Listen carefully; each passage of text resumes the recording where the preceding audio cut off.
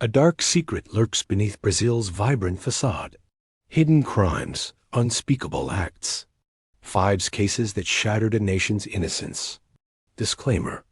This video is a visual representation of real-life events. Our goal is to inform responsibly, using visuals that support the narrative without sensationalism or exploitation. As we delve into these harrowing tales, we do so not to sensationalize, but to understand, to remember, to ensure that these victims are never forgotten, and that their stories serve as a catalyst for change. Brazil, a land of vibrant culture, natural beauty, and warm hearts, also bears these deep wounds. In the affluent suburbs of São Paulo, Brazil, a chilling tale of betrayal unfolded in 2002. Suzanne von Richthofen, an 18-year-old girl from a privileged German-Brazilian family, seemed to have it all. But beneath the surface of her seemingly perfect life, a sinister plot was brewing. Suzanne's parents, Manfred and Maricia von Richthofen, were pillars of the community. Manfred, a successful engineer, and Maricia, a psychiatrist, had built a life of comfort and respectability for their children. However, their daughter's relationship with Daniel Cravinhos, a young man from a lower-class background, threatened to disrupt their carefully curated world. The von Richthofens vehemently disapproved of Daniel. They saw him as beneath their social standing, a potential threat to Suzanne's future. Their attempts to end the relationship only fueled Suzanne's resentment, driving a wedge between parent and child that would have fatal consequences.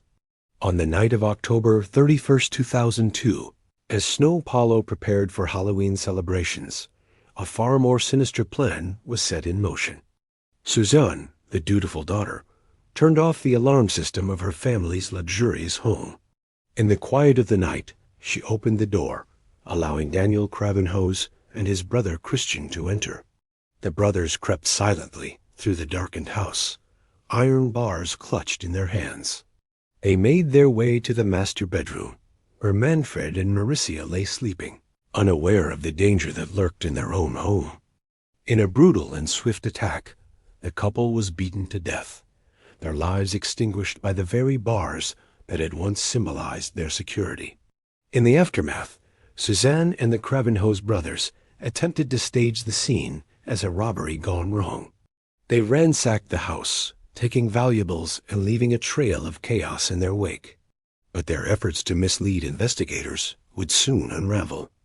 As dawn broke over São Paulo, the grisly discovery sent shockwaves through the community. How could such violence penetrate the sanctity of this upscale neighborhood? The police, faced with a high-profile case, began their investigation with meticulous care. At first glance, the crime scene painted a picture of a home invasion. Yet, as detectives delved deeper, inconsistencies began to emerge. The alarm system, always vigilantly maintained, had been deactivated. Valuable items remained untouched, while others of lesser worth were taken. Most tellingly, there were no signs of forced entry. Suspicion quickly fell on Suzanne. Her demeanor in the wake of her parents' murders struck investigators as oddly detached. While grief can manifest in many ways, her calm exterior and seemingly rehearsed responses raised red flags. Under intense questioning, the facade began to crack. Suzanne's alibi, corroborated by Daniel and Christian Cravinhos, started to show inconsistencies. The pressure mounted, and finally, in a shocking turn of events, all three confessed to their roles in the brutal murders. Suzanne's confession sent tremors through Brazilian society. She admitted to being the mastermind behind the plot, driven by a toxic mix of resentment, greed, and a misguided sense of love for Daniel. The media, hungry for details, painted a picture of a cold, calculating young woman who had orchestrated the death of her own parents. Public outrage reached a fever pitch. How could a child, raised with every advantage, turn against those who had given her life? The trial, which began in 2006, captivated the nation. Courtroom sketches showed Suzanne, once the picture of youthful innocence, now hardened by her time in custody. Her testimony, delivered in a steady voice, chilled those in attendance. She spoke of her actions with a detachment that seemed almost inhuman, reinforcing the media's portrayal of her as manipulative and devoid of remorse. After a trial that laid bare the darkest aspects of human nature, the verdict was delivered.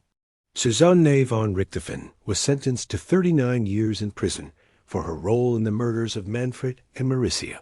The Kravenhose brothers received similar sentences, their fates now inextricably linked to the young woman who had drawn them into her deadly scheme. The case of Susanne von Richthofen became a cautionary tale, a dark reminder that evil can lurk in the most unexpected places. Eliza Matsunaga was a nurse, a former beauty queen, married to a millionaire. But in 2012, she became the face of one of Brazil's most shocking crimes. She seemed to be living the dream. Married to Marcos Matsunaga, CEO of the Yoki food empire, Eliza had stepped into a life of luxury. But behind closed doors, the perfect life was falling apart. Marcos was cheating again. Eliza felt betrayed, but also afraid. Afraid of losing custody of her daughter. Afraid of losing the financial security she had fought to build. She began collecting evidence, recording his phone calls, hiring a private investigator. She even showed friends footage of Marcos's betrayal. But what came next would stun the country. On May 19, 2012, in their upscale apartment in São Paulo, Eliza Matsunaga shot her husband in the head. Then she did something even more chilling. Using surgical knowledge from her nursing days, she dismembered the body with a kitchen knife. She placed the pieces into multiple travel bags, calmly carried them down to her car, and drove out of the city. She left the suitcases in the woods near Coxa, a quiet area on the outskirts of São Paulo, and went back to her life as if nothing had happened. At first, Marcos was reported as missing. At their home, Eliza told the family that Marcos had packed a small suitcase, taken around 15,000 reals to 18,000 reals in cash, and left by taxi. She claimed he had disappeared voluntarily. On that same day, she even showed the family the footage of his affair, recorded by the private detective. His family was deeply concerned. His brother described the anguish of not knowing what had happened. They filed a missing person report at the DHPP, São Paulo's homicide division. A director at Yoki began searching for clues. Then, someone received a strange email from Marcos. Avisa pra mami e pra Eliza QEU ... The message was cut off. Suspicious, disturbing, but within days, investigators began to connect the dots. Security cameras showed Eliza carrying large suitcases out of the apartment. Inside the home, forensic teams found blood splatter, a missing section of carpet, and cleaning chemicals. DNA confirmed remains were Marcos Matsunaga. Faced with mounting evidence, Eliza confessed. She claimed she acted in fear and desperation, that she was emotionally destroyed and cornered. The prosecution, however, painted her as cold, calculating, and manipulative, a woman who planned a brutal killing to secure her future. In 2016, she was sentenced to 19 years and 11 months in prison. In 2022, she was granted parole after serving a portion of the sentence. Her case divided the country. Some saw a victim of abuse who broke under pressure. Others saw a manipulator, hiding behind tears. Even with a confession, one question still lingers. Was this a crime of passion or the perfect murder? On a quiet evening in São Paulo, Brazil, and another tragedy unfolded that would shock the nation and change the course of child protection laws forever. March 29, 2008, started like any other day for 5-year-old Isabella Nardoni, but it would end in heartbreak and disbelief. As night fell over the bustling city, emergency services received a frantic call. A young child had fallen from a 6th-floor apartment window. The caller was Alexander Nardoni, Isabella's father. He claimed it was a terrible accident, a moment of carelessness that led to unimaginable consequences. But as investigators arrived at the scene, they quickly realized this was no accident. The truth that would emerge in the coming days and weeks would leave Brazil reeling, grappling with the unthinkable, a parent's betrayal of the most sacred trust. Isabella's small body lay on the ground, surrounded by flashing police lights and the growing murmur of concerned neighbors. Above, the open window of the family's apartment seemed to hold secrets that would soon come to light. As forensic teams combed through the apartment, a chilling picture began to emerge. Bloodstains were found inside, telling a silent story of violence that had occurred before Isabella's fatal fall. The evidence pointed to a horrifying conclusion. Isabella had been strangled and beaten before being thrown from the window. The public watched in disbelief as the investigation unfolded. How could anyone, let alone a parent, commit such an act an innocent child? The case gripped the nation, dominating headlines and sparking intense debates about child safety and family violence. Alexander Nardoni and his wife, Ana Carolina Jatoba, Isabella's stepmother, maintained their innocence. But as more evidence came to light, their claims of an accident began to crumble. The couple's conflicting statements and the mounting forensic evidence painted a damning picture. In a move that sent shockwaves through the country, both Alexander and Ana Carolina were arrested.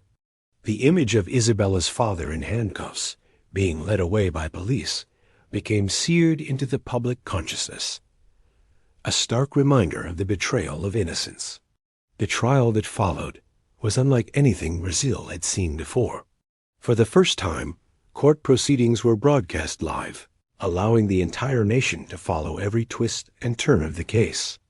Millions tuned in, hanging on every word of testimony, every piece of evidence presented. As the trial progressed, the courtroom became a stage for intense emotions. Grief-stricken family members, stern-faced prosecutors, and determined defense attorneys all played their parts in this real-life drama. But at the center of it all was the memory of Isabella, a smiling 5-year-old whose life had been cut tragically short. The prosecution built a compelling case, piecing together the events of that fateful night. They argued that Isabella had been the victim of ongoing abuse, culminating in the ultimate act of violence. The defense fought back, trying to cast doubt on the evidence and maintain their client's innocence. But in the end, the weight of evidence was overwhelming. In 2010, after a trial that had captivated the nation, the verdict was delivered. Alexander Nardoni and Ana Carolina Jatoba were found guilty of Isabella's murder. The courtroom fell silent as the judge sentenced them both to over 26 years in prison. The verdict brought a sense of justice, but it could never erase the pain of Isabella's loss. In the annals of Brazilian football, few names have fallen from grace as spectacularly as Bruno Fernandes de Souza. Once a rising star, his career trajectory promised glory and adulation. But beneath the surface of this celebrated goalkeeper lurked a darkness that would shock a nation and tarnish the beautiful game forever. The year was 2010. As the world's eyes turned to South Africa for the FIFA World Cup, a sinister drama was unfolding in Brazil. Eliza Matsunaga, a 25-year-old model, had vanished without a trace. Her disappearance would soon unravel a tale of betrayal, violence, and the ultimate fall from grace of a man once hailed as a national hero. Bruno Fernandes, a charismatic goalkeeper of Flamengo, had risen to fame on the back of his athletic prowess. Adored by fans and coveted by European clubs, he seemed destined for greatness. But behind closed doors, a different story was taking shape. Eliza Matsunaga had been pressing Bruno for child support, claiming he was the father of her son. It was a claim that threatened to shatter the carefully constructed image of the football idol. As investigators delved deeper into Eliza's disappearance, a chilling narrative began to emerge. Police reports painted a gruesome picture: torture, murder, and a body disposed of in the most horrific manner imaginable. The once revered goalkeeper now stood accused of orchestrating a crime that would send shockwaves through Brazilian society. According to authorities, Bruno had lured Eliza to a house in Minas Gerais under false pretenses. What transpired within those walls would haunt Brazil for years to come. Investigators alleged that an accomplice, acting on Bruno's orders, had not only killed Eliza, but had also fed her remains to dogs in a macabre attempt to destroy evidence. The contrast between Bruno's public persona and the monster he was accused of being could not have been starker. Here was a man who had stood between the goalposts for one of Brazil's most beloved clubs, now standing in the dock, accused of a crime so heinous it defied comprehension. The fall from grace was complete and devastating. As the case unfolded, Brazil watched in horror. The details that emerged painted a picture of calculated cruelty that seemed at odds with the image of the smiling, confident goalkeeper who had once been a source of national pride. The courtroom became a theater of the absurd, where the trappings of fame collided with the cold reality of justice. In 2013, the verdict came down like a thunderbolt. Bruno Fernandes de Souza was sentenced to over 22 years in prison. The judge's gavel fell, sealing the fate of a man who had once seemed untouchable. The conviction was a moment of reckoning, not just for Bruno, but for a society forced to confront the dark underbelly of celebrity worship. But the story didn't end there. In a twist that would reignite public outrage, Bruno was released under a semi-open regime after serving just a few years of his sentence. The decision sparked heated debates about justice, privilege, and the value placed on human life in a society obsessed with fame and football. The saga of Bruno Fernandes and Eliza Matsunaga serves as a stark reminder of the fragility of public personas. From gospel sensation to convicted murderer, Flordelis dos Santos de Souza's life reads like a twisted tale of ambition gone awry. Her meteoric rise in Brazil's evangelical community was matched only by her spectacular fall from grace. Flordelis captivated audiences with her powerful voice and inspiring story of redemption. A former street child who overcame poverty to become a beloved pastor and congresswoman, she seemed the embodiment of Christian charity. Her sprawling family of over 50 adopted children painted a picture of selfless devotion. But beneath the veneer of piety lurked a dark web of deceit. The very faith she preached became a weapon of manipulation, her pulpit a stage for an elaborate charade. As her influence grew, so did her appetite for control. In the dead of night on June 16, 2019, gunshots shattered the quiet of a Rio de Janeiro suburb.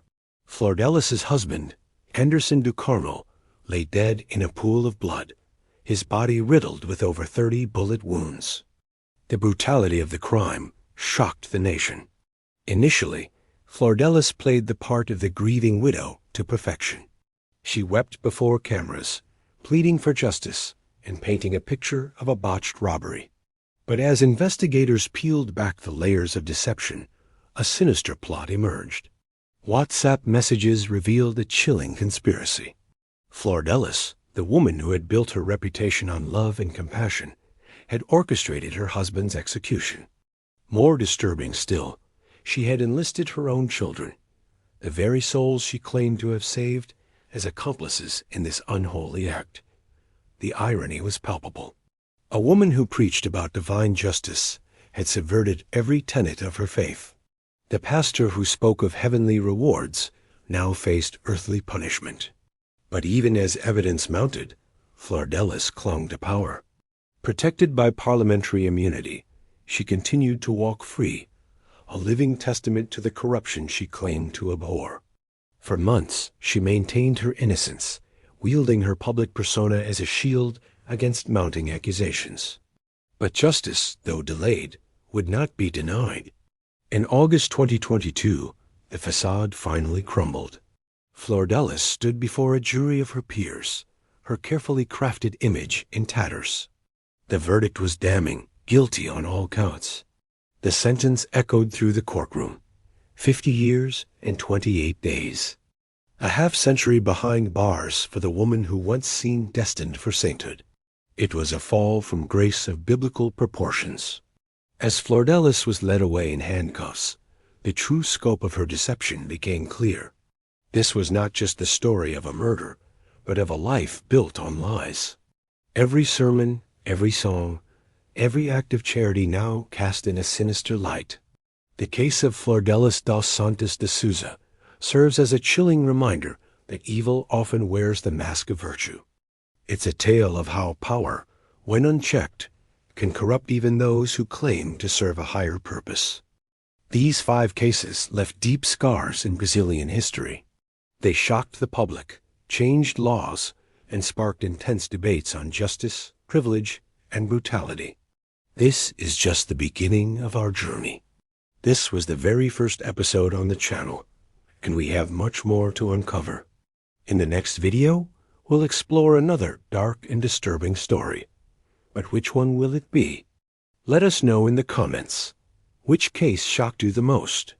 And which one do you want to see in a full-length deep dive? Don't forget to hit that like button, subscribe, and turn on notifications so you don't miss what's coming. More real crimes, more urban legends, more Brazilian folklore. See you in the next video.